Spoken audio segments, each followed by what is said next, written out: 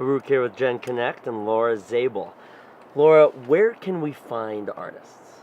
Everywhere. I believe really strongly that artists exist in every neighborhood, on every street in the country, in the world, and I think that's a little bit different than how we've thought about artists for a while, but I think our communities would be much better off if we found and recognized the artists that were right next door. What does reorienting that understanding of artists really mean? I think it means an acknowledgement that our communities need creative thinking. So if you look at the big challenges that we face as a culture, healthcare, education, economic inequality, those are all things that need some creative thinking. And often the people who are best positioned to bring that creative thinking are the people who live in the place already.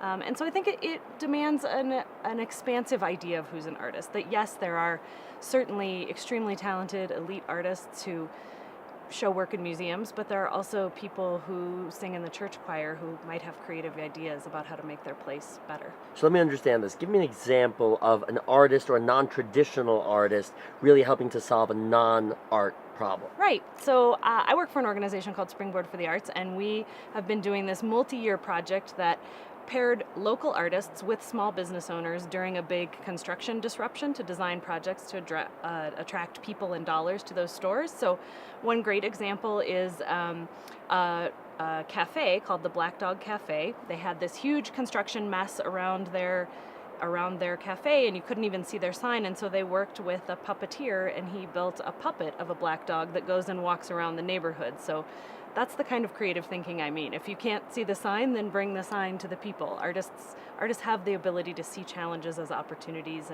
and to think about things differently. I imagine Springboard has encountered some challenges themselves and some barriers to entry. What's been people's biggest resistance to this idea of bringing arts into the community?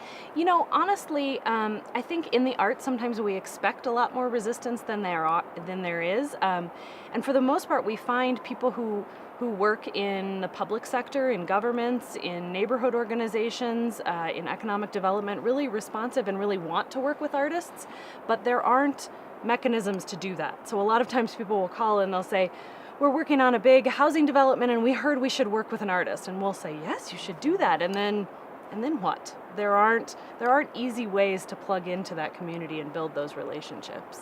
Laura, thanks for opening up our minds. Thanks. And for more with Laura Zabel and Springboard, be sure to check out genConnect.